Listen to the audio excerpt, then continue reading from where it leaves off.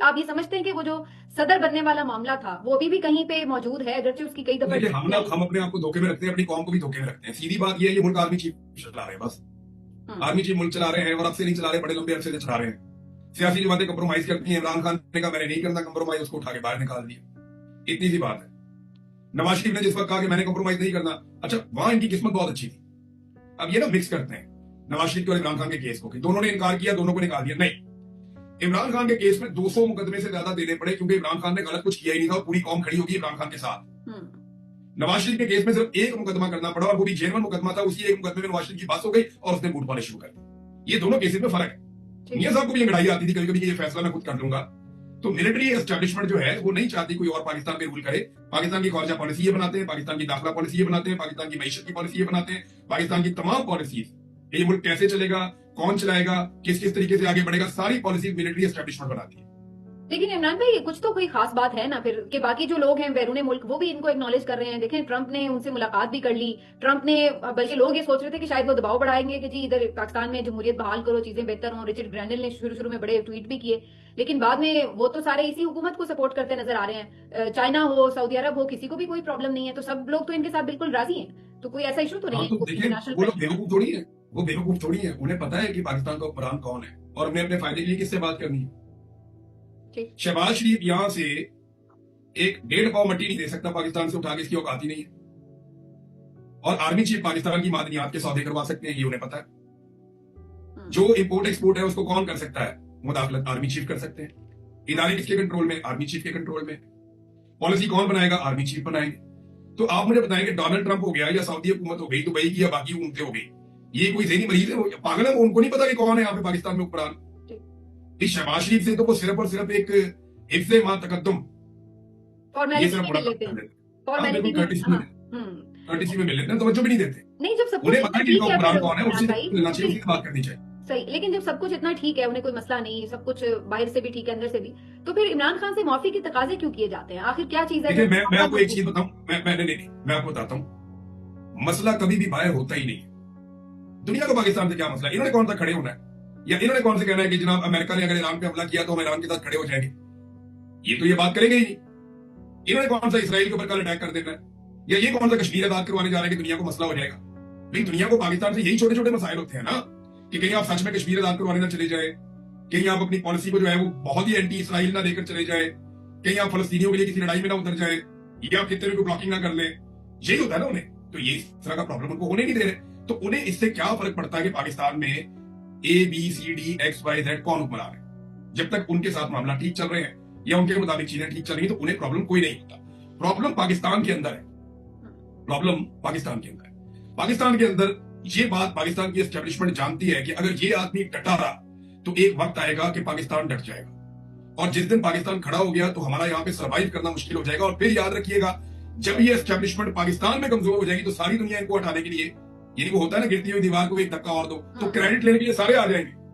तब अमेरिका भी ये कह रहा होगा, बर्तानिया भी ये कह रहा होगा, यूरोप, मेरे से लिख लें आप ये बात। जिस दिन पाकिस्तान की आवाम इस जालिम रजीम के खिलाफ और मिलिट्री एस्टेब्लिशमेंट के जुल्म के खिलाफ खड़ी हो गई और ये कमजोर पड़ गए, उस दिन पूरी दुनिया से बड़े बड़े ममालिक, आप ये सुनेंगे, वो ये कह रहे होंगे कि यार हटो, ये तुम लोग क्या करते हो, हम पाकिस्तानी अवाम के साथ खड़े हैं, इस वक्त हम पाकिस्तानी अवाम के साथ ताल्लुकात बनाना चाहते, ये करेंगे ये बात में।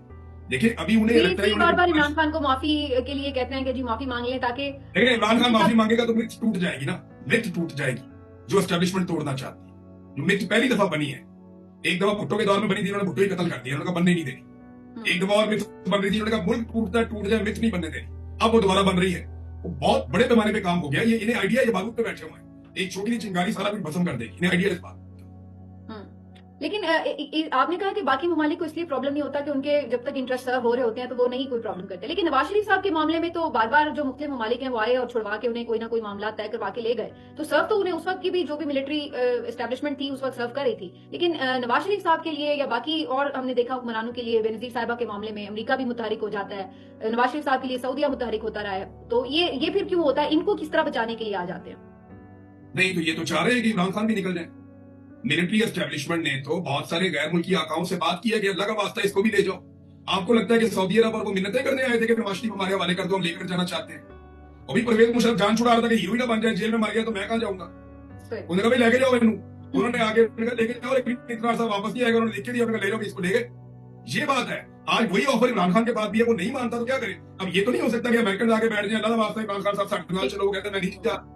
मियां साहब राजी थे, वो चले गए। ये ऑफर हर एक के पास हर वक्त मौजूद होती है, हर एक के बाद, इस लेवल के बंदे के बाद ये ऑफर होती है, इसको आप एक्सेप्ट करते हैं या नहीं करते।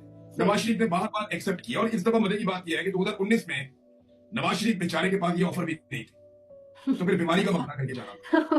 वो इसीलिए अंदर। अच्छा, ये भी बताएं इमरान भाई कि पिछले दिनों में इमरान साहब के जो साहबजादे हैं वो भी दोनों बड़े मुतहरिक हुए, इंटरव्यूज भी दिए, कुछ उनके आने की भी बात हो रही थी। उनकी जो साबिक अहलिया हैं वो भी काफी बात कर रही थी इमरान खान साहब की आजादियों के ऊपर और सारी चीजों के ऊपर। तो अब वहां पे भी एक खामोशी सी हो गई है। तो आपको क्या, अब चूंकि आप भी यूके में है, तो इस बारे में इन्फॉर्मेशन इनसाइट क्या है? क्या वो आ नहीं रहे, अब उनका इरादा बदल गया है या कुछ और? वो काफी एक्टिव हुए थे, काफी एक्टिव हुए थे, अमेरिका का दौरा भी किया था, कहते पाकिस्तान में भी आना है, उन्होंने कोशिश भी की, उन्होंने वीजा के लिए दरखास्त दी, उन्होंने वीजा दिया नहीं, फिर उन्होंने धमकी लगाई कि हम इनको गिरफ्तार कर देंगे। वैसे ये पागलपन की हद तक जाते हैं, पता कोई नहीं, बाकी उन्हें गिरफ्तार ही कर देंगे, इनका कोई पता नहीं है। तो जमाइमा ने इसके ऊपर उला भी डाला। अभी उनके पास वीजा नहीं है, वीजा उनके पास हो तो शायद वो पाकिस्तान का चक्कर लगाए भी, लेकिन अगर तो गवर्नमेंट को पूरा यकीन हो कि वो नहीं आएंगे और डर गए, तो गवर्नमेंट उनको वीजा जारी करके गंदा करेगी कि जनाब हमने वीजा जारी कर दिया, अब इन्हें गंदा करो, ये आ नहीं रहे अपने बाप को मिलने के लिए।